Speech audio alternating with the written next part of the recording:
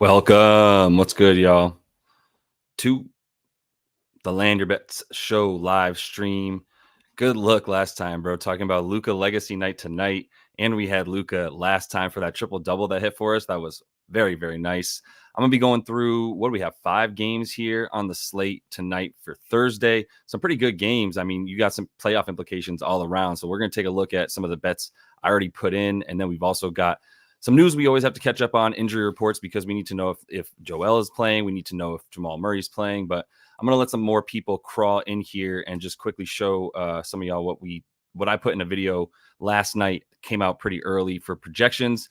Put some best bets down already as well. This was some of the stuff I was showing people about the 5-game slate, some look ahead possibilities for some of these teams. That's definitely something I want to look at for that Dallas game. They're playing Atlanta tonight, coming off a back-to-back, and then they got Golden State. So I don't know how seriously they're going to take Atlanta, but Luka might try to sun them. We'll see. I mean, even if he does, there's still a possibility that dudes like DJ Murray and even Jalen Johnson is going to be playing in this game. So if they go off, then yeah, we're looking at some good possibilities for Atlanta. But like I said, let some people get in here. I'll run through a couple of the bets I already had that came out last night. We'll see what's up. We're seeing, yeah, I mean, he should play. It's just like, who knows what's going to happen? They almost got him. They're going to be looking into whether or not they need to find the 76ers for the way that they handled Joel's injury in this last game, where he was basically questionable to play up until game time and then got in, right, and played in that game. So that was a little bit weird. But what's good, everybody, as you get in here? G-Bag, I know Diego's in here. What's up? What's up? I'm going to keep going through some of this stuff from last night. Like I said, make sure that you did check out that video from last night with those projections. It's got a lot of stuff that will be helpful for what I'm talking about in here. Always jump in the comments. Let me know if y'all got bets as well. For those of you guys that are new, going to be taking you through exactly how I'm playing these games and how I'm looking for the information that's going to help me get what we need to know to make these bets, right? So do that while I go through some of this stuff real quick. The first one I just did want to bring up is this Golden State game, and it's going to be one of the later games. But if you look at the way that this game is about to pop off with these two teams, I did place a bet here for this one already at under 227.5. You can get it for 228.5 as well. And what I'm looking at here is the way that this team has played defense and the way that the Rockets have slowed down a ton. Let me pull up the slide here with a couple of their stuff from the last 5 real quick.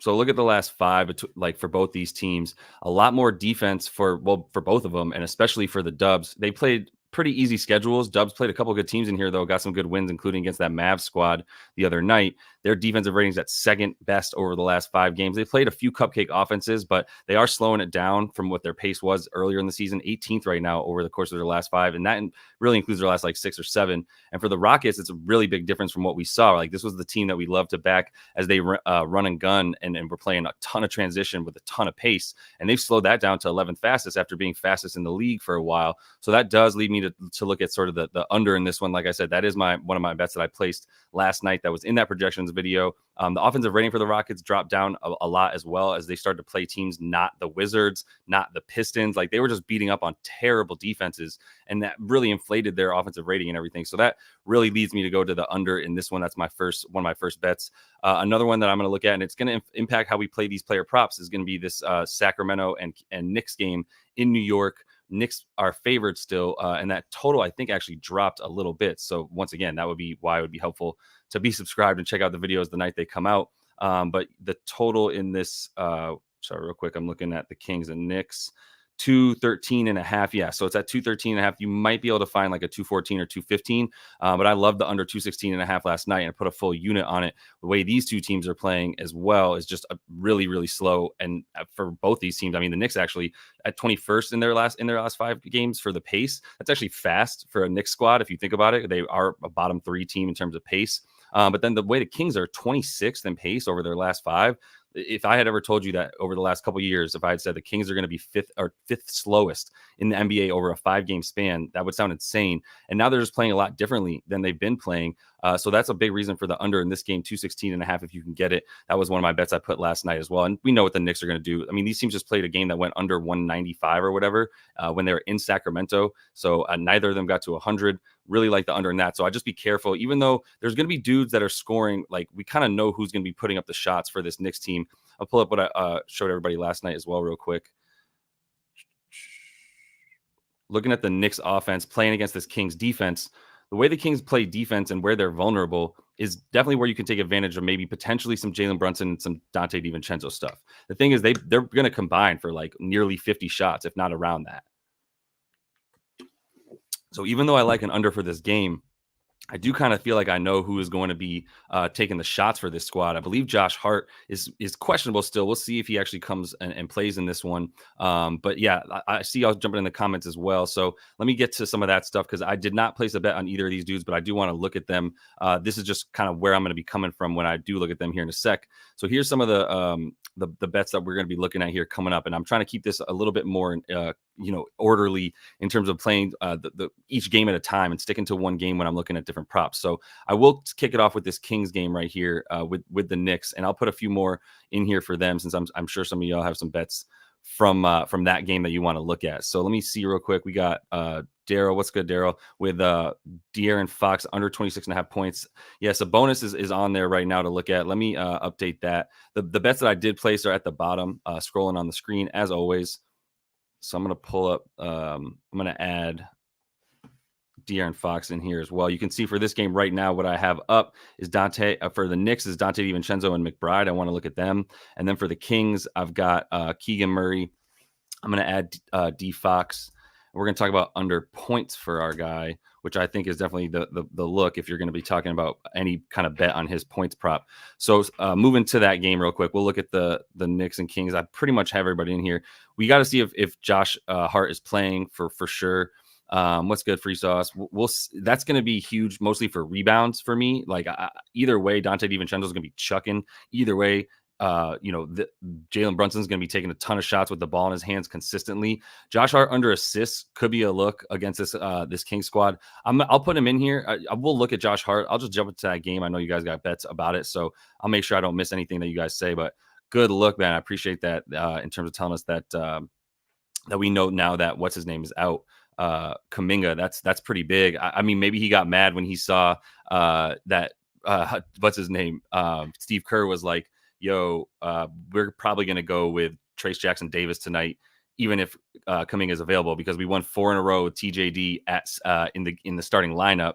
And that's always been the thing with him. I'm just making up drama right now for no reason. But let me pull up my screen so you can see what I'm looking at while we look at Keegan Murray to start, and then we'll get into everything that y'all said too. We got some Knicks players that people want to look at, so we'll do that. But let me share this.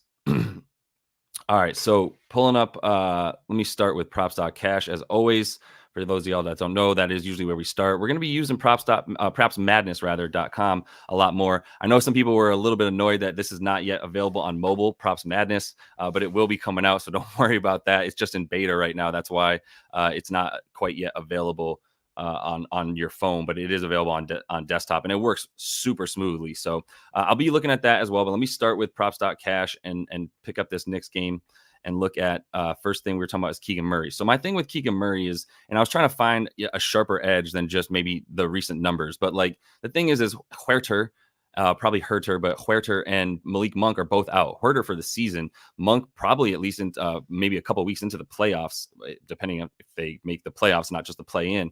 But for Keegan Murray now, he's the dude that I really thought would come in and have a big uptick in his usage, right? And I do think that's a fair point, because I'm going to look at Keegan Murray on props.cash without Kevin Huerter and without Malik Monk, both of them. And this is one of the best tools for that this platform offers, is the ability to take dudes out of the lineup. So he's played 5 games in the last couple seasons without both those dudes in the game. And he's gone over this points total, right? 4 out of 6 times, or at least probably 3 out of 4 times. 3 out of 4 times, because in 23 he did it twice. So 3 out of the 4 times he's played without them, he's done this over. The under was in Golden State. He did have a good amount of minutes, but not too many shots in that game. But his shots in the last 2, right, 18 apiece in each of those. You're telling me Keegan Murray is going to get 18 shots. Now, he was playing the Clippers and the Jazz. I know that the both those games were a little bit higher scoring, or at least they had about 109 points. I don't know if there's either team's going to score 109 in this game. I would say if you score 109 in this game, you win. Like, that's good to pull out the victory, honestly.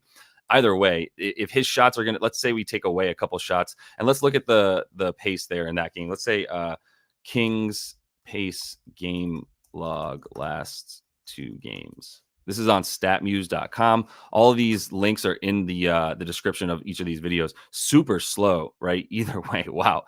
Playing really slowly, still scored 127 at a 92.5 pace against Utah, who's just dog poo-poo at this point. And then for the Clips, but who are they missing in that game for the Clippers? They were missing Kawhi, who they're obviously missing again tonight, which we'll talk about that Denver and Clippers game, because there's some stinky bets going on around that game, and why it's only 4.5, I'm not really sure.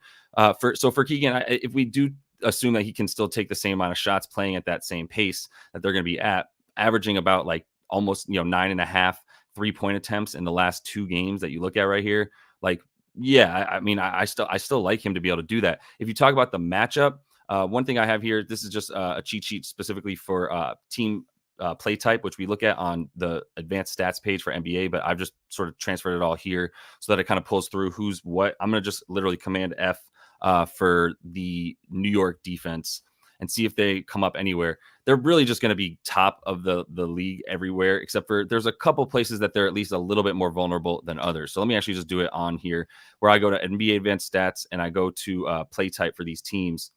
And if you're trying to find defensively where the Knicks are actually a little bit weak, I mean, starting with transition, like at least it happens a decent amount against them. Teams, right? If you look at the frequency with which teams are getting out in transition against them, 1, 2, 3, 4, 5, 6, 7th most often frequency wise. Now, the Knicks play so slowly that frequency doesn't necessarily equal a ton of possessions, right? You can see in terms of the amount of possessions that they're actually giving up, it's still going to be like bottom half of the league because of the fact that they play so slow.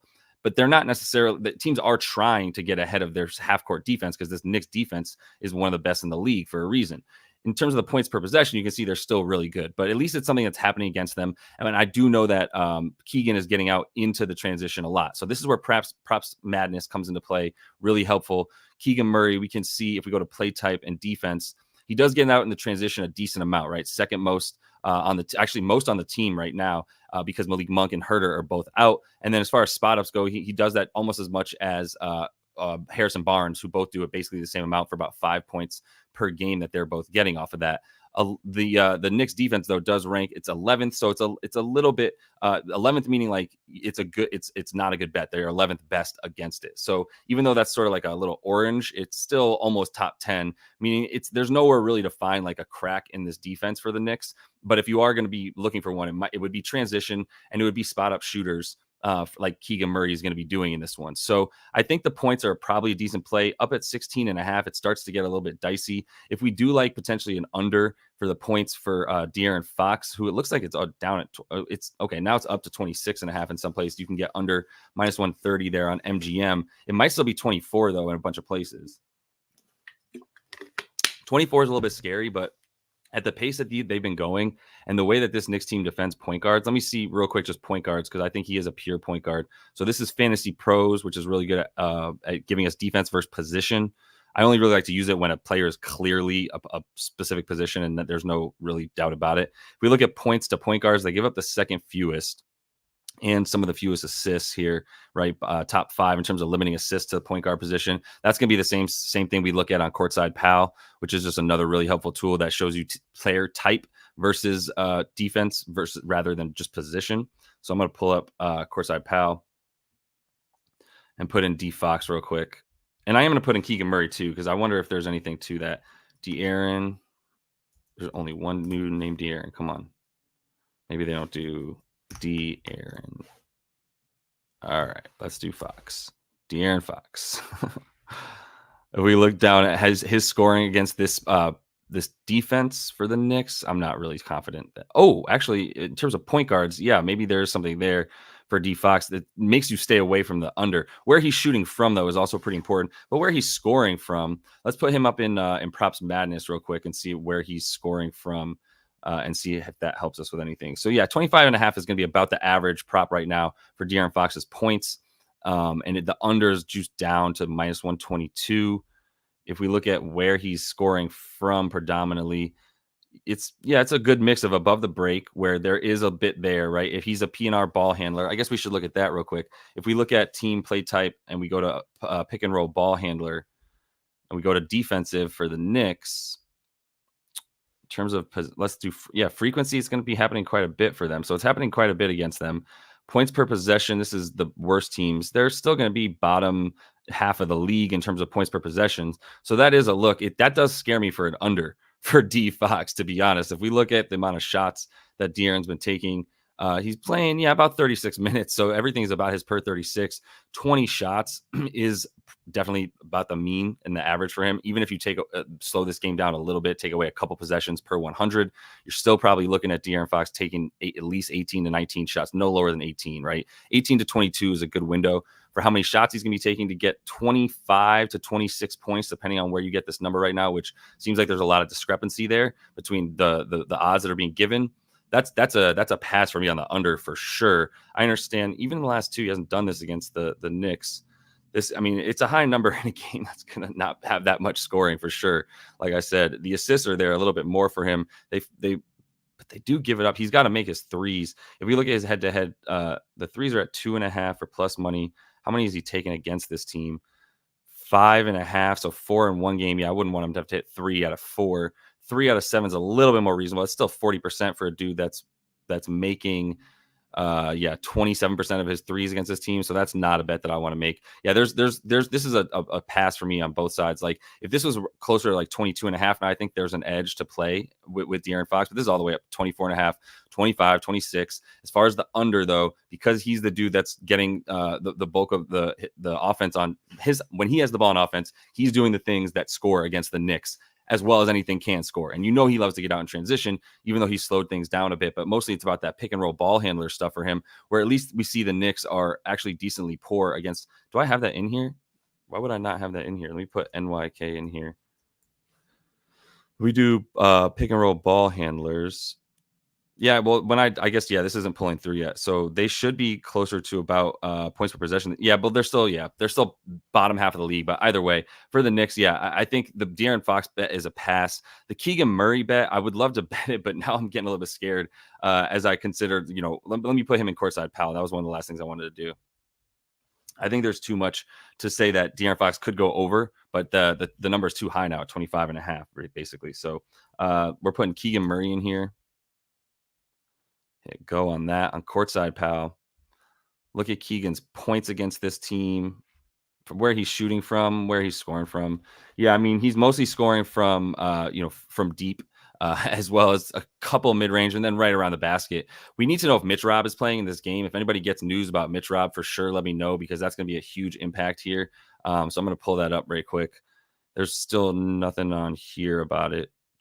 Not sure if you guys saw Zion Williamson go down. I didn't think it was much of anything. The way that Gary Harris dove into him, he slipped when he was trying to go D up on Zion, and he hit his knee, so everybody freaked out. But let me update this banner real quick and let you know what I'm passing on. And definitely still want to remind everybody to jump in the stream. If you do have bets for this game, I'm going to pass on Fox points either way, to be honest. And then for Keegan Murray, it's still a pass. Like, I don't think there's an edge. I wish I had something more for it. I think Keegan's still going to be someone who gets increased usage. But if he's playing against this Knicks defense, it's tough for me to take an over and feel comfortable about it with anybody for real. So I'm passing on both of those dudes. And as far as Domas and Dante DiVincenzo, we also got McBride. So we got to look at that real quick. That's a great call. That's what I'm saying there. Yeah, good look, Azania. Last night with that pool play, it was a good. This is the point of the stream. So Azania came in and was talking about pool assists, and he went under on the assists, but he went way over on the points. So I took the points and assists, and we love that bet. As soon as he started just chucking threes, he looked under control, like he looked focused. So that was a great bet last night that we kind of put together because of the fact that we looked at it and it was like, nah, not just the assists. We need to add the points there as well. All right. Domas, I can already tell you is a pass. I don't want to spend too much time on that right now, because with Domas, as you can see, that's the next one up on this game right here. With Domas, it's really about, like, is Mitchell Robinson playing? And I still don't know. So let me know if anybody does see anything, like I said, about Garland tonight, and we'll see what's up. I am going to look at Cam Whitmore when we get to this Houston game real quick. Josh Hart triple-double, eh? Let me look at Josh Hart and see if there's anything surface level with Josh Hart. But like, real quick, just to finish my point, Domas, like, if he's going up against Mitchell Robinson, then rebounds and assists, well, even just PRA. He did have that one game last year where he went off, but let me see about with Mitchell Robinson. I know he's questionable Now it's just going to say game time decision. Yeah, so he was in there for one of them. Yeah, I was looking at an under for Domas because of the way that this game is going to go. But honestly, like I still like him in his matchup with like Precious or even his matchup with Hartenstein. That'll probably be a decent one, but I still think he'll sun both those dudes with his strength more than anything. So I'm going to pass on Domas stuff. If Mitch Robb was in and this was still at about 40.5 PRA, I would be considering the under here. But Domas has just done me wrong so many times that I can't get next to that bet.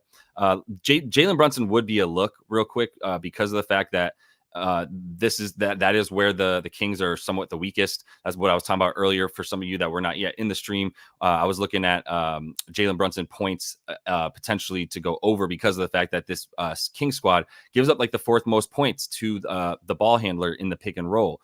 So that does lead you to go towards Jalen Brunson, who you know is doing that a ton, probably second most in the league in terms of the amount of possessions that he's running pick and roll as the ball handler. So that is a look, but it's still really high in a game that, once again, when I like under so much, even though I know who's taking the shots, it really scares me to take overs. So I'm passing on a lot of these props, as you can see. The Josh Hart triple double real quick. What's his assists and rebounds at? He's only at 5.5 assists. So we're probably finally getting some actual 5.5 assists though. Yeah, the assists aren't a bad look. They're up there. They look up right here. So on there's some discrepancy here. If they're still 5.5 on FanDuel, then that does feel low. If you look at the last 5, he's obviously doing this a lot against some decent defenses. He kind of had a quick little like quiet couple games when it came to the assists, and now I think he's been back up to it. If we look at those potentials right there, 12 in the last. Yeah, I mean the 9 potentials doesn't really help you get over 10 assists. For this Kings team, in terms of giving up assists, I don't know what you call him. Let me just look at playmaker stuff for Josh Hart. And he's even like honestly had somewhat of a resurgence as a playmaker. There's been some articles actually about how he's getting more involved in the passing game in a way. If you look at his assists against the Kings on courtside pal as a playmaker, that's what PM here. He's a playmaker 5. Let's see what playmaker 5 means real quick. Playmaker 5 demonstrates a keen ability to read defenses and make quick decisions, often leading to effective assists, high pressure situations. That does sound like Josh Hart. However, their aggressiveness in driving towards the basket is inconsistent. Yep, that's Josh Hart, with a tendency to rely more on shot creation from mid-range or perimeter areas. Yeah, I think that that sounds like him. There's no, yeah, that's true. I mean, yeah, he's got to get those transition shots and those transition assists either way. But that is a really good description of Josh Hart, to be honest. It's funny how that playmaker 5 looks exactly like him. So yeah, shout out courtside pal. Let me pull up Dante DiVincenzo real quick. Hart. The thing about Hart is you got to get a really good number on that. So if you're getting a really good number for, let me pull up the prop finder tool. This is also in the description of the video. This is the lines.com, where I have a daily podcast with them and a show on YouTube. But I'm going to pull up Josh Hart. This is a real quick way to just see what the odds are across the main books that we'd be using. The triple double, okay, it's 1,400 over here. Caesar, if you have a Caesar account, 1,400 is a good number. 900 on FanDuel right there. I mean, 900 is not bad. 1,400 is not bad. You can see those potential assists down. So I was hoping it'd be close to about plus 2,000, 20 to 1 there. But I mean, 14 to 1 is still really good money for a small sprinkle on. But we don't even know if he's playing. If he does play, the play for me for Josh Hart, if we look at him against this team real quick, what did he do last time? Are we on him right now? Yeah. Okay. Josh Hart head to head. Yeah, his stats last time were 3 assists, 13 boards against this team. This was not that long ago in Sacramento, and he went under on the points as well. The boards would be a play if you're considering, and I bet the rebound chances were super high in that game, because now we're talking about how like Hartenstein and Precious Achiuwa need to both just be focused entirely on Domas. And by the way, pour one out for Julius Randle, whose season is over for this Knicks squad, which is beyond sad. But I think that was their chance at the championship. Honestly, I don't even know what's happening with OG now. Moving past that, the Josh Hart rebounds is probably where I'd look. I'm going to pull that up real quick. I'm going to go to players on advanced stats, and I'm going to go to tracking and get some of this tracking data, where I pull up rebounding, and I look at I'm going to go to the Knicks, and I'm going to say New York versus the Sacramento Kings here. And I'm going to pull that up for this season. And in that game, Josh Hart had 21 rebound chances and 13 boards. Hartenstein had 24 rebound chances, but only 1 more board, partly because, like I said, he's rebounding the crap out of he's boxing out as much as he can against Domas. OG was in that game too, though, which I mean, that doesn't really matter for the rebounding, to be honest. I'm surprised he had more than Precious, but Precious only played 20 minutes. So the rebounds were there for him. I don't see much. If he's in, like, that would be my favorite bet for Josh Hart in this game, would be the rebounds by themselves. If you like the rebounds and assists, that's probably pretty high, but the assists aren't that high. He didn't get very many, right, in this last game. If you look at the rebounds and assists, and the potential assists against the team were 9 last game. So if he got, let's say, 5 assists, which I think is a fair line, and the rebounds are 5, yeah, he would need 12 boards. It's a pretty high number because I don't trust the assists. I think that number's too high.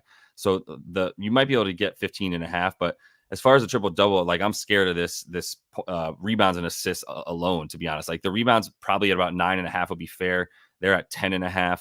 I mean, they're my favorite bet, even at 10.5, to be honest, if you're going to take it. So that would be one look. What's up, Yehoshua? Yeah, I am going to be doing baseball a little bit. I'm real focused on NBA. I'm going to get this Discord going as well, and I'll throw a chat thread or a channel in there for baseball as well, for those of y'all that like to play player props in baseball, because that is a lot of what I look at, or first 5, which I think is still playing like the player prop of the pitcher. But we can talk about that a little bit more when we get into baseball. So finishing up my point, as you know, I have ADD.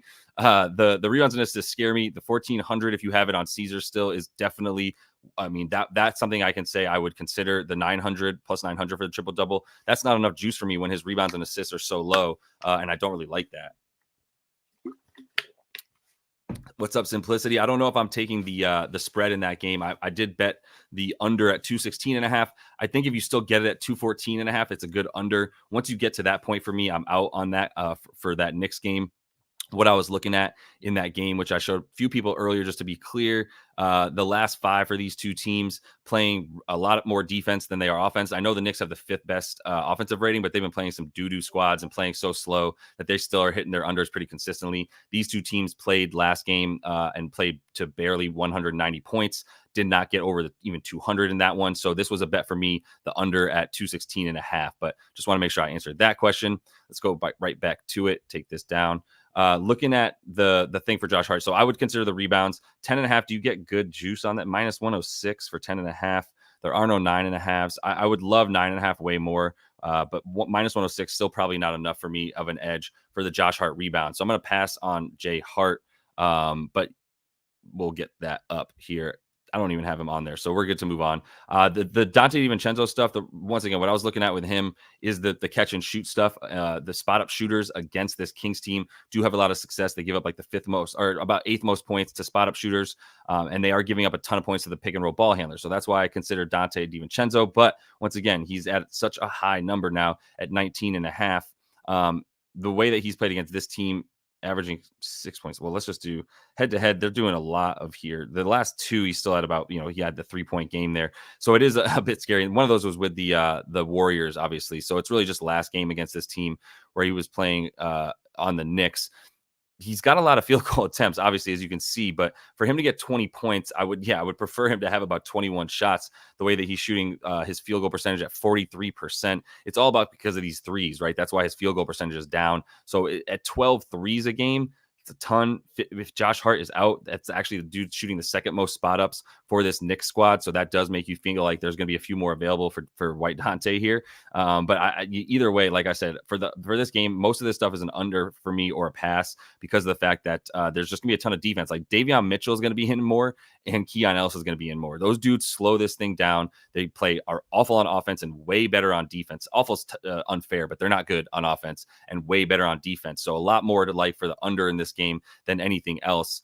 Which is why most of these props, which I know we like to take as many overs as we can, is a bit of a pass. So I'm gonna move on to the Houston game. There we have a bunch of good looks in that game as well. Quick reminder: jump in those comments. Let me know if you do have bets for that game. I want to make sure I want to make sure that that's kind of where I'm at, Bright Agers. But like, I'm still scared of unders because these dudes are gonna get that might be a good look, free sauce, in terms of Josh Hart maybe being an out on the back-to-back. But I need to wait to see to play any of these props. But yeah, the unders are scary because there's 3 dudes on each team that are going to be taking shots with injuries the way they are. You're going to have Dante DiVincenzo and Jalen Brunson taking the bulk of the shots for New York. You're going to have Domas and De'Aaron Fox and maybe some Keegan Murray taking the bulk of the shots for this King squad. So there is something to say about potential overs there, but for most of them, it's a no for me, dog. Let's see. We're going to be looking at I do like that talking about that Mavericks game, but let me look at the Philly Miami. Either way, I took Miami, by the way, -1.5. I think it's up to about -3. If we're looking at Philly and Miami, we don't know about JoJo. If you tell me you have a prediction about whether or not Joel Embiid is going to play, I would say, like, where are you getting your information? Because that would be a really solid pipeline to actually have solid information about Joel Embiid's status. I know we had a Fred VanVleet bet in there. I'm not going to forget about him. Jonathan Kuminga is out officially. So in that sense, I do sometimes look for Andrew Wiggins, who has been scoring a ton, as we see here. Head-to-head against this squad this season has gone under twice in terms of 13.5 points. I believe Jonathan Kuminga played in that game. I'm going to put him with Kuminga, and he did not play in either of those games. Oh, no, I'm sorry, with Kuminga. So with Kuminga was in both those games. But if you look at him without Kuminga, well, first of all, he's kind of just going over in general over his last bunch of games. His shots per game in the last 10, but even in the last 5, it's going to be way higher, right? It's probably going to be closer to almost 15 shots per game to get 13.5 points. Like, he's only shooting 42.5%. And we still are getting over a lot. He had a really bad game against San Antonio, only get those 4 points, which might scare you away. But Wiggs points has been a pretty good bet for us consistently. He's not going to have some of the better defenders because we know Dillon Brooks is going to be guarding Steph in this game, and that's why he's going to get a ton of minutes. That's why we actually like potential Dillon Brooks prop here, which I have here coming up. So I'm going to look at that. We have Steph over assists, rebounds, but yeah, jumpers. It's true. Yeah, he could get those long rebounds. Some stuff we can look at for sure. Real quick, just to finish that point, I like I said, truly do not know. I would not put a bet on is Joel gonna play or not. I have absolutely no idea. They might get fined for being messy with those injury reports, kind of like almost Miami Heat style, the way they're sketchy about it. Some of the bets I was looking at here. So Wiggins is something I would consider pretty strongly. If we look at small forwards, because he plays out on that wing exactly where they play. Against Houston, yeah, they give up the second fewest to small forwards. It's a tough play. If we look at Props Madness real quick, hopefully y'all have seen some of this. I was talking about it yesterday for the first time, really, after being able to like use it on my own to be able to show you guys what I'm looking at when I use this site right here. If I'm looking at what was I looking at? I'm sorry, Wiggs and where he shoots from against this Houston team. So he's shooting a lot of his shots from right around the bucket, above the break, and some mid-range in the paint, really, but not inside the restricted area, which is they give up a decent amount down there. There's really not a strong center for this Houston team to make you feel like, that you can't go down low against them. And that is where Wiggins has been shooting a lot of his shots. Pretty good against the spot up. Much better. They give up a lot of free throws, but Wiggs doesn't, he's not that aggressive in that sense. So you can see where he shoots from. If you look at opponent defense, they're going to be pretty good. You see so 30. Yeah, so they're not very good down low. Like I'm fine with where he's shooting from being like more in his favor. I think Wiggins is worth a look. I think we were talking about let's see real quick. Cam Whitmore was someone we definitely want to talk about. The thing about Cam, and I know like he can score in bunches. He's actually going to be I think he's going to finish in the top 5 all time in terms of points per minute because he does not get a ton of time. You can see he's averaging 20 in his last 10. Really, he's been back for 2, and he's averaged about 22.5 minutes per game in that time frame. And in 22.5 minutes, he's taking 11 field goals, right? 11.5 in the last 2. So he is taking a field goal every other minute, which is half a field goal attempt a minute is a lot for a dude coming off the bench, especially. But that's what he does. So like there is something to be said for that. The reasons to like Cam Whitmore, the dubs are bad. If you look at these cheat sheets that I'm going to give everybody access to, that is going to be a part of this Discord that's coming definitely before the playoffs. I'm going to come in, just look real quick for this Golden State defense, GSW, and see where they might be good versus where they might be bad. Good against the post up, good against, let me go over here. Ball handler, pick and roll, they're good at limiting that. They are bad in transition. You can see right here, they're 26th in transition, and I'll even blow this up a little bit to make sure everybody can see it. And then if we look at where else they're bad, bottom 10 versus spot ups. So they're 21st in limiting spot up shooters points per game, and they are bottom 5 in terms of limiting transition points per game. And that is what Cam Whitmore does. Like that's what he does. That's what I talked about in the video last night as well. I'll just pull that up one more time real quick to talk about where you can score from against this team. If you look at verse transition 26, like we just said, so 5th worst. Cam's going out into transition the most of anybody that's going to be playing in this game. Then you got spot up shooters. Cam's doing that alongside Jabari Smith is doing that basically the same amount and getting 4.3 points per game in that sense. And then you look at the dudes to potentially avoid going overs. And like Jalen Green is a good underplay for me in this one at 26.5 points. I like the under in this game, so I like fewer points. The pick and roll ball handler, you got the Dubs here, 4th worst, right? In terms of, or I'm sorry, 4th best in terms of limiting the points per game to the pick and roll ball handler, which is going to be a lot of Jalen Green and plenty of Fred VanVleet as well, which I know there was some talk about potential Fred VanVleet over in this game, but that kind of scares me for the reasons that you can see right here. So the Jalen Green under is something that I'm looking at and would consider strongly. I'm going to pull up some of that stuff again so we can see what I'm talking about. But if we look at for Dillon Brooks, that was something I would consider an over on. Cam Whitmore, I thought it might open at 9.5 or 10.5. I talked about that in the video last night. I said if it opens at 9.5, smack it. If it opens at 10.5, I still think it's a good bet. Once you get up to 12.5, I think that bet has lost its value, mostly based on the amount of time that he's going to be playing in what I think is going to be a slow, choppier game for real, with a lot more defenders available. Guys like Gary Payton Jr. are going to be getting a bit more time. He's going to be playing power forward legitimately. And then who else for them? Yeah, Wiggs, and then you'll be getting, and then Chris Paul is going to slow the hell out of this game down. Trace Jackson Davis, also someone who has shown that he slows this game down when they have him in there, and they like playing a lot more half court defense. But looking at Dillon Brooks, his stuff is still low, and I do think there's something to the fact that he's gone over in 5 of 6 against this Dubs team.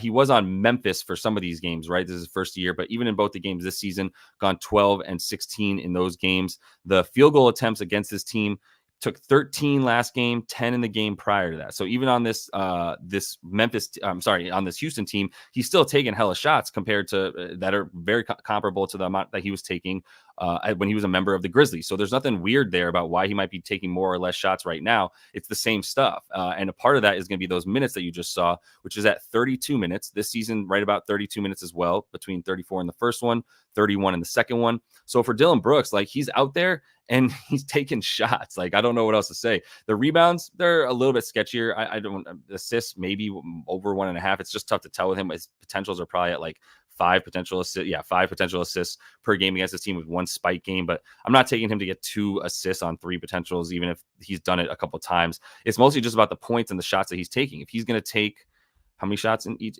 11.5 shots. I know he's a streaky shooter. I know this might feel really stupid, but there's also something to the idea that he just gets juiced up because he has to guard Steph. He does a good job at all, and he's going to be feeling good. He's going to be feeling himself, and then he's going to keep taking those shots, which is what Dillon Brooks does. Plus, Dillon Brooks is the dude going out in transition a ton for this squad as well. So he's going to be, guarding Steph on the 3-point line, and then closer and closest to that, to getting out into transition, right, into getting down the court. So if I go to play type, players, transition, and I filter this to the Houston Rockets, right? And I look at possessions in transition. He's doing it a good amount. He's getting a lot of points. Well, whatever, not great points per possession, but 4th most, right? He's getting out there as much as these other dudes are, getting 3 points per game off of that stuff. I think there's something, the idea that the Dubs give up a ton of free throws as well. Like, I like Dillon Brooks over 10.5 points. I think that's a good look. I know that might sound disgusting to some people. I've now said I like Andrew Wiggins points and I like Dillon Brooks points, and I'm sure that follower count or viewer count probably went down. But if you're still here and you're riding with me with Dillon Brooks, then maybe give the video a like as well. It's super helpful. So I'm going to add Dillon Brooks to the card here at the bottom. That'll be streaming along the bottom there. Dillon, let's just go with Brooks. I'm going to take him over 10.5 points, and I'm going to do that for, what's the best number I can get? I was at minus 106 earlier. I can get minus 106 on Caesars. I don't think that's true, that there's still a 9.5 hanging on BetMGM, but if I'm wrong, let me know. Let me pull up that prop finder tool and see if it's pulling through MGM differently and betterly than props.cash, which has notoriously had trouble pulling through BetMGM stuff. So I'm pulling up Dillon Brooks because I'll take worse juice for a better number. Yeah, but no, it's minus 105 though on MGM, so that is a good number still, close to even money as some of these, but 105 MGM. Cool. We're gonna do that for 0.5 U. I do think the Wiggins bet is a good bet. I don't know if you feel good about him hitting it twice in a row,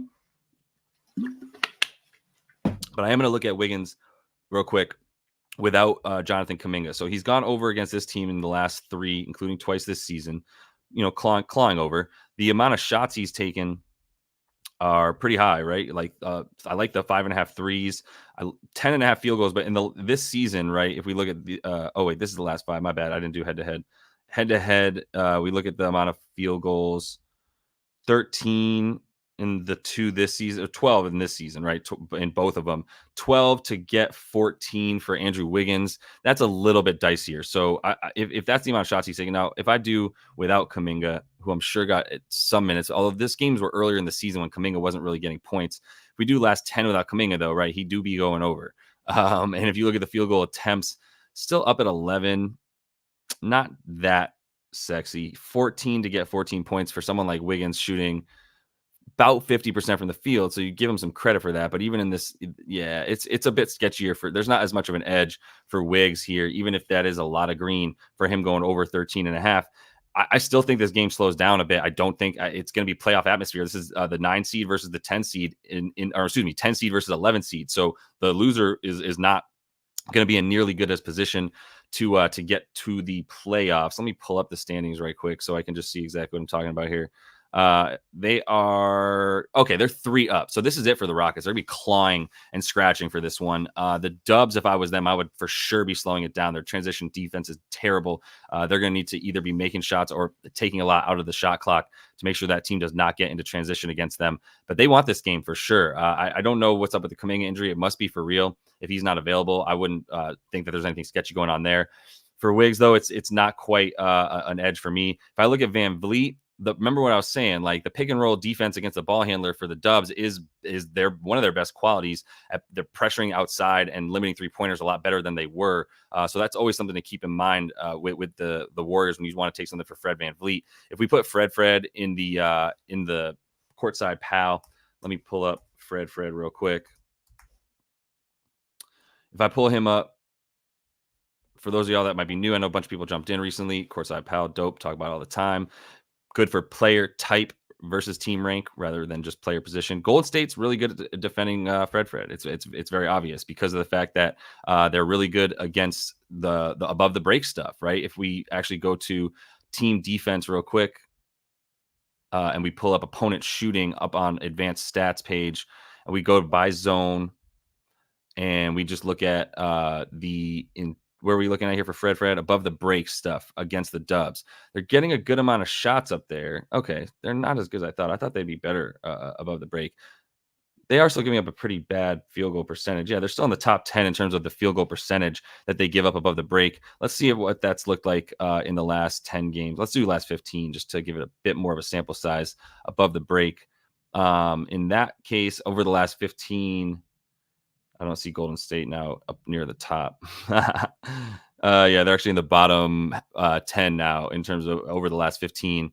A lot of attempts and bottom 10 in terms of makes. So Fred's not as bad. I mean, I guess in terms of where he's scoring from and where he's shooting from, they've been limiting dudes that do that, even though it seems like it would be mostly above the break. So that's a little bit conflicting and confusing to me. But I do think, like I was saying, the ball handler on the pick and roll stuff, they kind of get off on out on that dude and limit him a ton.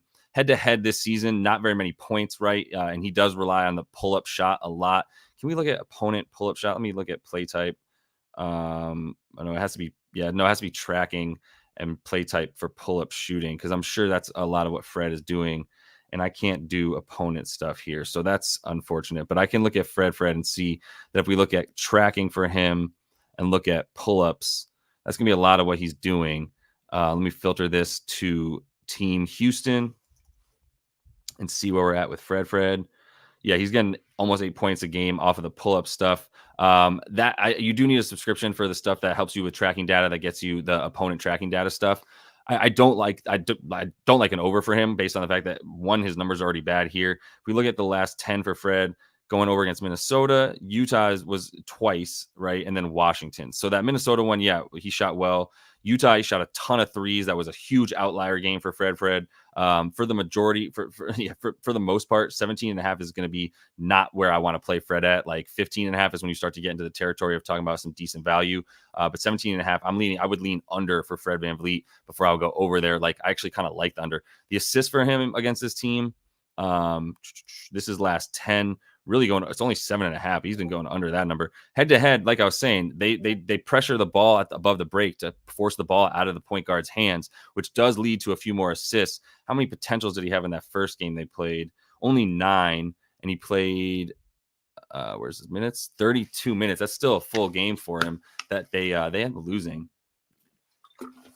So yeah, I mean, for Fred, I'm kind of out on that stuff. Let me see if y'all have anything else for this game. We can move to a couple other things. The under 7.5, it's a little bit scary because he did have a ton of assists the other day, but I don't hate that at all.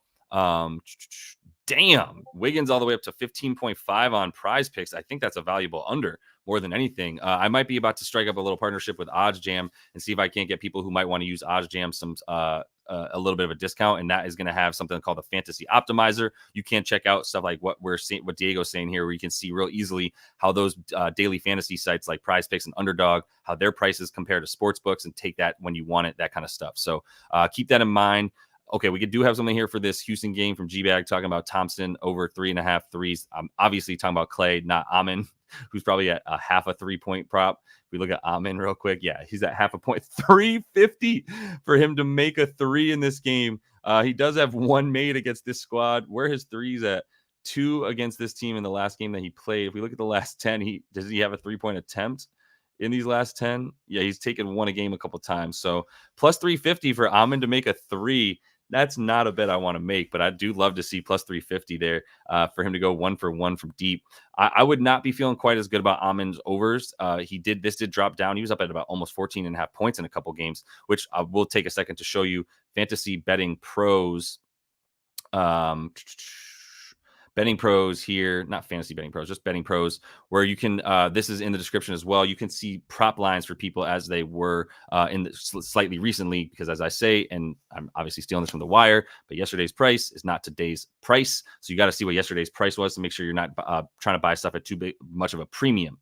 So if we are looking at Amin real quick and we pull up his points, this has dropped pretty drastically, and I think that people are aware that this is not a good matchup for him. So, yeah, it was up all the way up at 14.5, right? And then he went under 8, and then he had 12.5 here that went down again to 11.5 in his game tonight against the Dubs. So, taking an under there, you're losing the value that when it was at 14.5, and we didn't get ahead of it there. And now we're talking about the over at 11.5 being a better play, to be honest with you. But he's just got to make his shots, because he gets the 11 he gets is fine. 8 and 9 against other good interior defenses. Yeah, that's right. I said the Mavericks are a good interior defense, but Amin's a pass for me. Fred would be an under before anything. Maybe the points and assists under for Fred is a look. Against the squad's the same thing. He got the ton of assists last game, and without Alperen Şengün, he does get a few more potential assists in there for Fred. So I think Fred's a pass for me as well. And the bet that we did make here, believe it or not, is Dylan Brooks. I'm gonna look at Clay before I move on to a different game. Points and assists, huh? Well, just points is better. 16.5 points is a little bit low for Clay, who likes playing against this squad. What did we say about this Houston team being good or bad against spot ups? Let me pull up Houston real quick, HOU, and see. They're really good at limiting transition. They are really good against the ISO, as you can see here. They're 8th best at the defending ISO. They are bottom against post ups, and they are good against spot ups. So that does not help us for Clay, because he's a spot up shooter. As we know, that's what he's going to do. Can barely dribble past the 3-point line at this point. We are probably getting a good price on Clay. I would imagine his prop dropped a little bit after he went over hella for a while. And now he's on one of his cold streaks. If we look at Clay in his recent prop lines on Betting Pros, so he's you can see this number drop from 19.5 when he was going over a bunch. He has a bunch of overs right here in a row, 4 of them. Then he goes under, but still gets 16, right? So yeah, 16.5 is about where his prop should be for sure. If we look at how many shots we think he's going to take in this one, he's at about 15 over his last 10. On the season, his field goal attempts are about 15 as well. Let's see here real quick. For Clay in these teams, there's the spot up stuff. Miami's bad against spot ups. Houston's good against it because they really don't double team. They just foul. But they more just play you one on one and then foul. To be honest, which is also why they don't give up assists. The Clay 3-pointers, probably a 3.5. Yeah, I mean that's how he's going to get all his points. So that's really it. That's also why I just hate taking Clay overs. It looks like some people are betting this up because he does have a history of going over against this team, getting 19, 20 in the first 2 games this season. I don't think there's much of a correlation between he and Jonathan Kuminga. I don't think he's a bad play at all, but there's not much to give me like any kind of edge here with Clay. Honestly, the number at 16.5 isn't great for me. The 3.5 threes, if you're going to play anything, right? Like that is how he scores. I have been burned by taking Clay. Well, it's plus 106. That's not terrible. If you threes, how many threes are you talking about him taking? 18 field goal attempts against the team, but really, I mean, last season was a little bit different. This season, 5 made threes in 2 games against them. And then you look at the threes he's taken, 10 and 11 to make 4 threes. He's at 56% against them. Let's look at I think shooting guards do be getting points against this squad. If we look at shooting guards against Houston, well, I guess I thought wrong. No, it's point guards that get points. Shooting guards don't because they actually get more assists. Right. So Atlanta, where's Houston at? No, I'm tripping. I guess they don't even get that. How about threes against this team for shooting guards? Yeah, nah. They don't give it up to shooting guards because they don't double team. So they don't press, they don't get off their dudes, and that's why they don't give up stuff to spot up. So even though Clay has some good numbers, the spot up stuff, the way that they've been playing defense, it's enough to kind of scare me off of it. And they do have their full arsenal of defenders out there in this one. Who's going to be guarding Clay when he's out there? Has Clay been starting to? Yeah. So, yeah, I mean, probably some Amon Thompson on him. Just some dudes that can get out and guard and that he obviously cannot get by. So I don't like that one, to be honest with you, for Clay. But at plus 106 for him to make 4 when he's been doing this, I can understand wanting to put a bet on that G-bag. So, like Godspeed if you get that plus money for it. Let's see real quick. We want to look at CP3, though. Let's look at Chris. Does he have his props up? I'm not seeing props for him right now. Let me see if that's just not pulling through real quick. I'll refresh this and pull up. Let me guess rid of some of these tabs. Going crazy. If there's any injury reports, please let me know. I got my face buried in the stream for another like 15 minutes, and then we'll go from probably have to dip from there. But what I already forgot what I'm looking at. My bad. Yeah, I'm going to the actual sports book to see if the props are up. Now that this refreshed, though, Golden State, Houston. Okay, there. It wasn't pulling through, so good luck. 8.5 points. Gone over that 3 times. I love when I can find a good moment to take Chris Paul points. Point guards we scored. The 26.5 is a bit scary for Steph, by the way. And someone was talking about his rebounds and assists. The assists against this squad are going to be scary. Head-to-head, though, that is what he's been doing. They do try to force the ball out of your hands. If you look at points head-to-head, obviously he does this a good amount against them. He loves beating up on Houston ever since James Harden was there. That's been a team he crushes. 26.5, 27, it's a lot because things are just like this game I expect to go under. So the more I expect it to go under, the less it's like, why would I be taking these overs too much? The way that happens, right? The only over I took so far is Dylan Brooks because if he's going to take 11 shots, I like him to get 11 points. It's just that simple. And then everybody else just has a little bit too high of props in a game that I don't think is going to be as high scoring as other people do. This total is it was up a little bit to 228.5. Yeah. So I actually took under 227.5 and I still recommend under 228.5 in this game. So I can't just be like blindly giving out overs in this game when in reality, like I don't think there's going to be as fast of a pace. If the Dubs are game plan should be anything to me, it should be to slow things down. Now, maybe Clay comes out chucking and Steph comes out chucking, and there's not as much D for the Rockets, but I would be very surprised if they're not geared up for this game, knowing it's literally their season on the line to even make the play-in tournament. So with that in mind, I think it turns defensive, and they put a lot of pressure on this Dubs squad, and as much as they might try to get out in transition, this Dubs team knows that they got to get back. So that's where I'm at with that game and why I'm kind of off some of the overs. I do want to look at the Dallas-Atlanta game for a minute, because, and by the way, I'm out on everything Philly, Miami, except for Miami to win at a good number. I got it at -1.5, and I took it. If Jimmy Butler's in and these dudes are playing very well as of late, and they played some poo-poo competition, but they're playing really well as of late. So I'm kind of in on Miami taking it to Philly, even if Joel's hurt, we just saw him hurt. Even if he plays, we saw him hurt, right? And didn't really like that. So I am going to look at this Atlanta-Dallas game because the first one I want to look at, and I saw someone jump in with PJ. What's up, Mr. Style Points? Yeah, over 10.5 for PJ Washington. I love PJ Washington. I love his offense. I do not love his defense nearly. I'm sorry. I do not love his offense. I love his defense. So it scares me to take him. But let me add him to the card before I forget. And I passed on a lot of stuff in that game. The only thing that I hit here that I'll update with the up next stuff is Dylan Brooks. Everything else was a pass because Cam Whitmore's points got crazy high. I thought I might get some value at 9.5, maybe even 10.5 if I could get it, but I couldn't. Jalen Green, I would lean under. That was one of my bets of the day. Or that was my bet of the day on the video short that I made earlier. 26.5.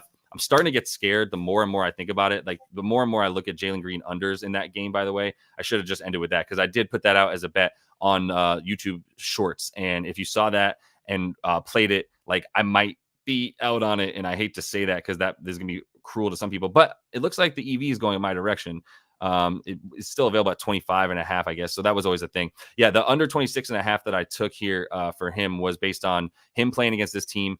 Really hasn't done well. The amount of shots he's taken, still up at about 17.5 shots, right? He's taken 20, 19, 19 against them. So the thing that scares me is now he's taking sometimes like 22. If you look at the last 10 for Jalen, his field goal attempts are up at 22, right? Sometimes he's taking 24 shots, 26 shots. So it's a little bit scarier to go under, but I did play that at under 26.5, and I might buy out of it if I lose my marbles. Might not even have time to buy out of it for real. So I'm going to let it ride for now. But that was a bet that I did play was Jalen Green under points. So I'm just going to say under 26.5. And I should have been a little bit more clear about that. I apologize. That's going to be Green. I'll put him on the bottom line as well, but I just wanted to do it with caution because I feel as the more I look at the amount of shots dude's taking, the more it continues to scare me. So it's going to be updated. I'm going to put, I'm going to take Deuce off here because I passed on all that stuff for the Kings and the Knicks, but now we get to this one. So I am going to put DJ Murray in here. And I'm going to put, PJ in here because I know someone's talking about PJ Washington. And I got Jalen Johnson already in here as well. Might be Luka night again. We'll see. I know my boy and I were talking about that earlier in here before everybody got in here, but I'm not totally sure. We can look at rebounds and points for him and go from there. We just talking about Bogdan. So yeah, we can definitely look at Bogdan in here. Let me put him on here to try to not forget PJ, and we'll look at PR for PJ, and we'll look at bogey points. All right, let's get into it because I don't want to dilly-dally too much. All right, pulling up that game.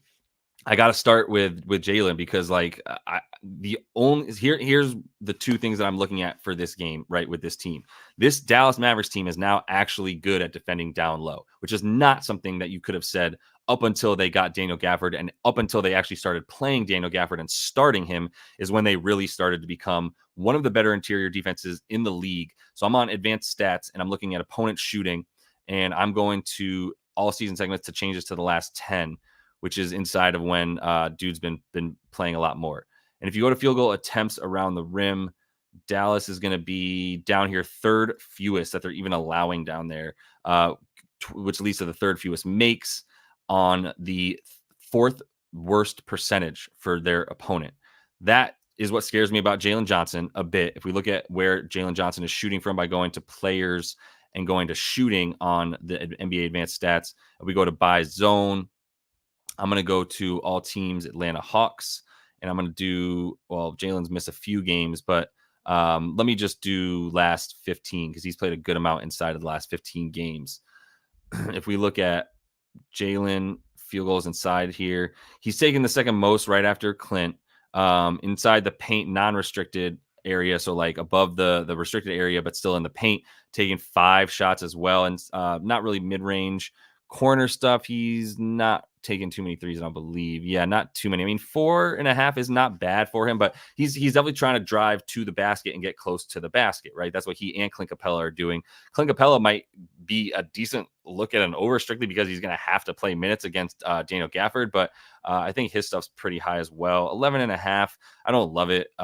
Even the 10.5 boards, I still don't love it. I know he's had some like boss games, but that's against really bad teams down low and teams that he's really been the only dude out there, not as much Bruno Fernando and not any of the Jalen Johnson playing. So for Jalen Johnson, I'm looking at PRA. I don't think there's as good of a matchup for him. I am going to pull up Courtside Pal, and I do want to look at one thing real quick on the FanDuel Fantasy Pros team defense versus player position. Because if you look at power forwards on the season, they have scored, and this is PJ Washington, all in a nutshell, right? If you look at the power forwards on the season, Dallas is giving up the like 6th most points per game to opposing power forwards on the whole season.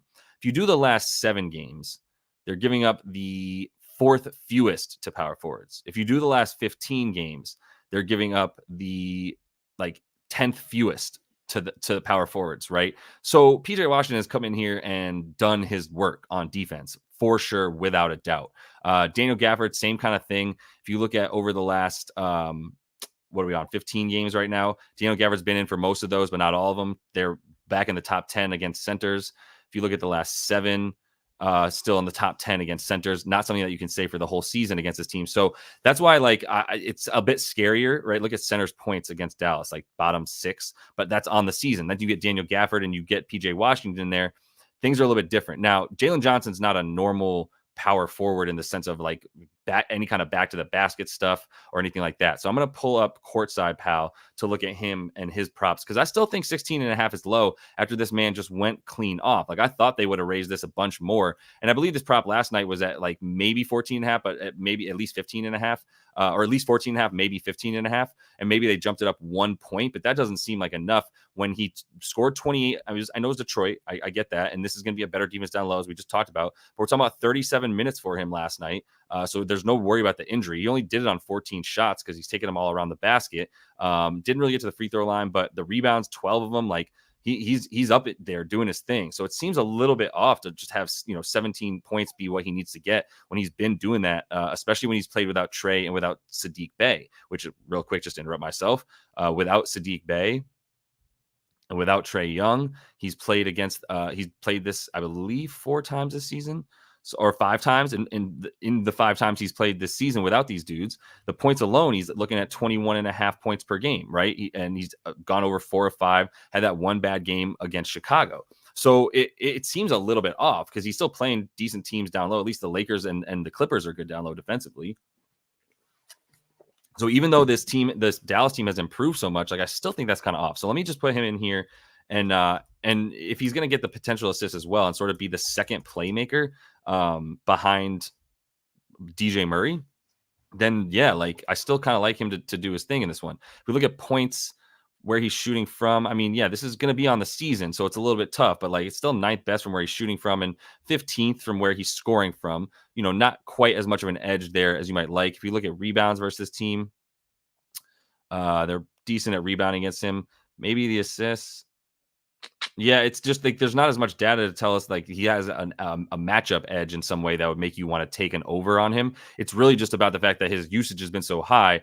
It does scare me with the way this Dallas team is playing defense down low. So I think I got to pass on Jalen Johnson when I was fully expecting to come in here and just bet on him. And I know some of y'all were talking about him and liking him, but yeah, DeJuan franchise, if you're going to talk about Clint Capella, like, yeah, you might as well just take the double-double on that one. Although needing both of them is a bit scary because what are the points and rebounds at for him? Just one quick look at that, because if the points and rebounds are 22.5 with the rebounds at 10.5, right, for Clint, so 11 and 12 is what he's expected to get, which does put you at, so it's about the same, but yeah, you get better juice, minus 105, minus 110, yeah, so like you're not getting good juice for him to get the either of them individually, but honestly you might as well just play them both at that point. Yeah, the minus 105 doesn't really do much for me either for him, but I get where you're coming from on that. Yeah, that's a good look about the back of that Houston game, but I'm gonna finish up this Dallas game real quick. Just pointing out that Diego was talking about Jalen's agreeing assists might not be bad. He's been getting the most potentials. That might be decent. Josh Hart was a pass. I didn't take any overs in that Knicks and Kings game because I went under 216.5. I put a full unit on that. That was my favorite bet. Got some really good value, closing line value on it. Can't feed your kids with CLV is the line, but I still like the fact that it moved in my direction. So just finishing it up here with one more thing for this game. With DeJounte, like, I don't hate the points in this one. I do have the Hawks to cover, by the way. That was a bet that I put together. I like them to cover 12 points if you want that bet. And all of these will be pinned to the comments of the video. Let me know what website you're talking about. Never Misled. I don't know which one you mean. This is props.cash, if that's what you're talking about. You do need a subscription to get every single aspect of it. I'm not sure what you get without the one. My bad. I was supposed to look at PJ Washington. So let me look at that and look at Bogey, because I put them both on the slate, and I'm not going to interrupt myself anymore. And I appreciate you everybody keeping me focused. We did hit a Luka triple-double the other night, by the way. So loving that hit us at plus 180 for us. For Luka tonight, his rebounds and assists, still at 9.5. So we'll look at him in one sec, because I was looking at PJ. So looking at PJ in the last 5, I do think he started to come on into his own a bit. That was a nice 20-point game that kind of did us wrong against Golden State, because I had Daniel Gafford, who went under by half, and it opened at 17.5 for Daniel Gafford, and he got 18, but it closed at 19.5. So that is the reason to look at those videos the night before with projections and best bets, because those usually have way better lines at times. And that'll be what the Discord is for as well. But the Discord will get it right after the video goes live. So anyway, PJ, the rebounds we want to look at too. 5.5 does feel low against this Atlanta squad. That is not a bad look right off of the bat. He's gone over this in his 3 of 5 and 6 of 10. So 60% is a pretty good clip to assume that he's hitting this number at the over here, according to his recent game logs. If we look at his rebound chances right quick, I'm going to go to players on advanced stats. I'm going to go to tracking. I'm going to go to first. I'm going to look at last 12. How many games has dude played for the Mavies? StatMuse real quick. So StatMuse to look up PJ Washington stats with Mavericks. 23 games. Okay, cool. So I can go back as far as I want with PJ at this point. I'm going to do last 15 to start for his rebound chances, right? So let's go last 15 games for PJ. And we are looking at players, not drives, my bad. We're going to go to rebounding on player tracking, and we are going to go to last 15 for PJ, and we're going to pull up Dallas. And we're going to hit get stats, and I'm going to see for Dallas rebound chances. Okay, so in 15 games, the last 15 games, 11 rebound chances to get 6. It's about where he's at. It's not a bad look off bat. The numbers for his minutes are good and high, so that's good. We keep him at about 33. I think that's a fair minutes projection for him. So let's move it up to about 33 and see what that does for rebounds for him in the last 15. Still under 50%, but in the last 5, he hasn't been getting rebounds as much in the last 5. I know I put the minutes up. Let me take the minutes filter off for a minute and just look at the rebound chances the last 5 and see if we have anything there for our guy, for PJ, for those boards, and look at rebound chances in the last 5. Up still at about 11. So everything just went up like 0.2 for him compared to the last 15. So this is a fair at 33 minutes is what we project him at. So this is a fair projection for him. 5.5 to get 6. He's gone over in the last 5, 3 of the 5 times. If we put points and rebounds together, it's still 3 of 5 times.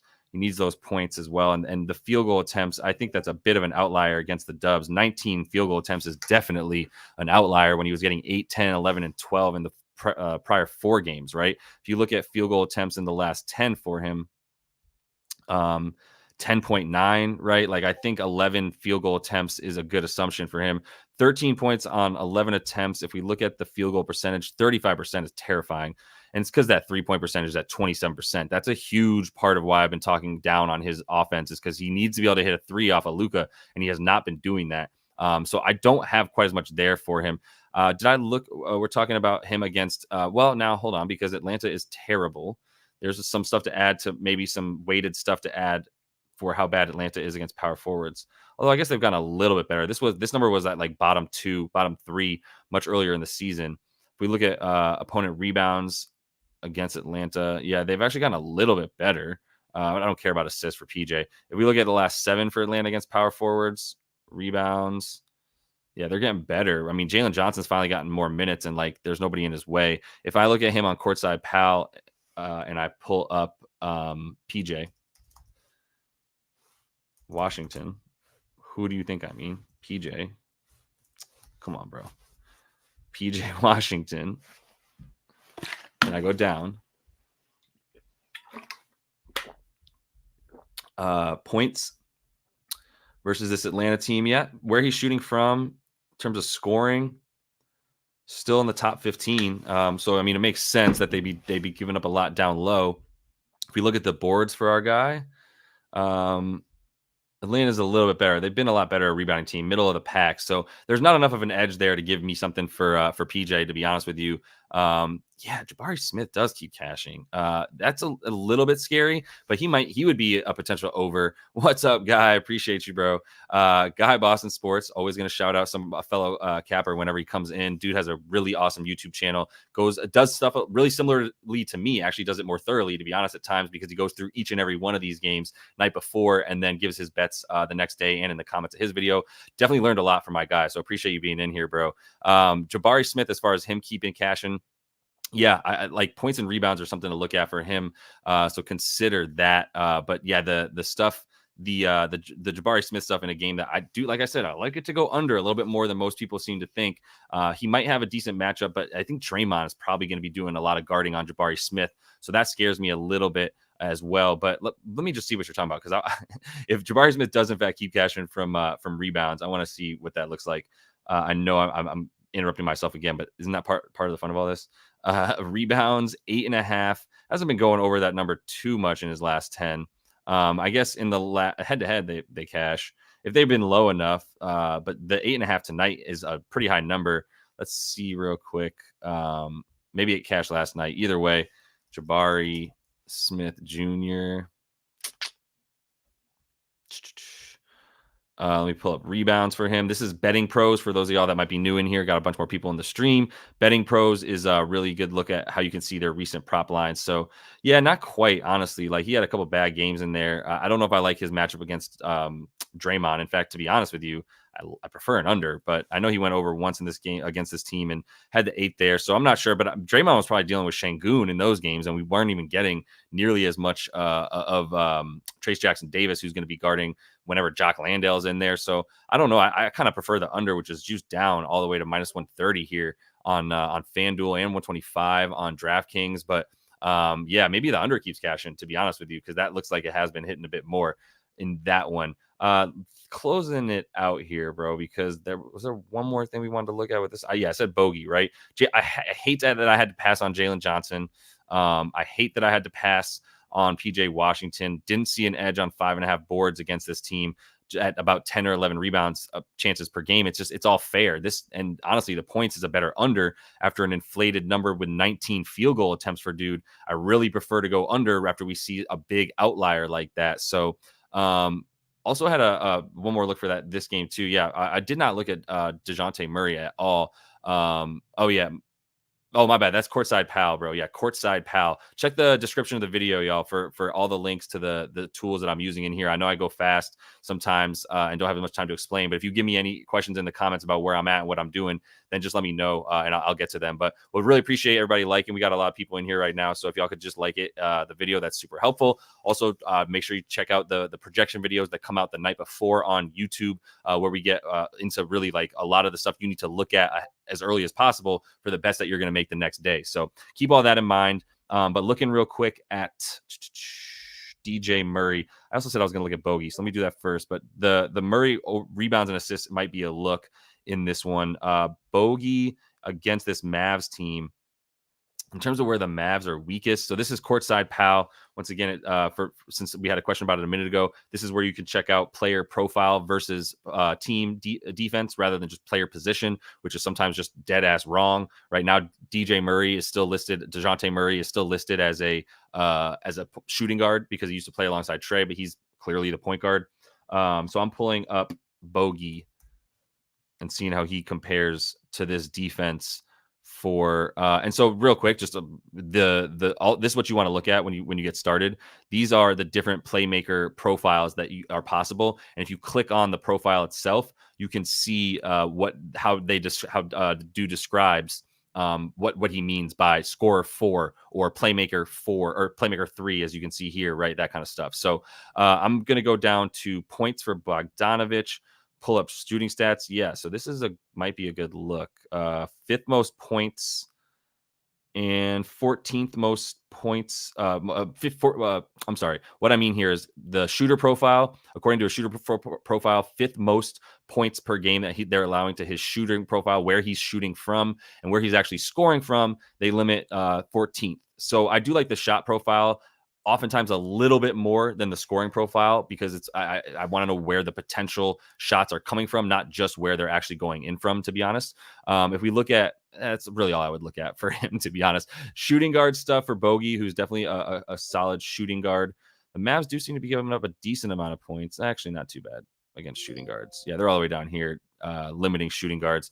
So I don't know that there's going to be much of an edge for Bogey, who in his we're at last 10 here. He's up at about 34 minutes. The 14 shots per game doesn't really feel like much of an edge there. 14 shots on 47%. So let's say he even makes 7 of them. He's at 14 points. They are 7 threes going up, and those have been going up a decent amount as well. I'm pretty sure this Mavs team has gotten better at defending the 3, but let me see by going to team general and going to opponents to see how many 3-pointers they're making or allowing on the season.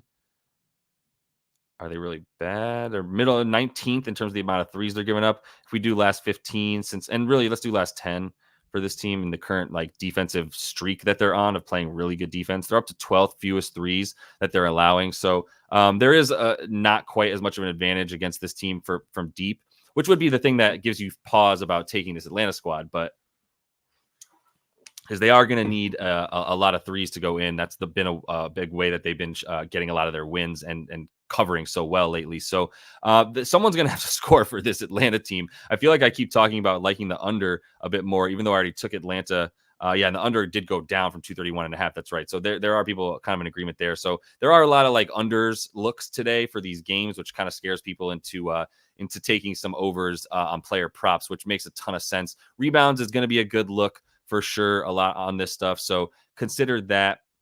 I got a dip, to be honest. So we're going to roll here. We got almost game starting in about 15, 20 minutes. Yeah, I remember I'm going to get distracted. Appreciate y'all. I'm going to dip out on that. I'm going to pin the final bets that we played in the comments here. The early card was rolling the whole time. That's going to be in the video as well on the comments, like I said. So make sure to come back tomorrow. 5:30 p.m. Going to be doing this every single day. You already know. Then on Saturday, it's at 2:30 p.m. Eastern.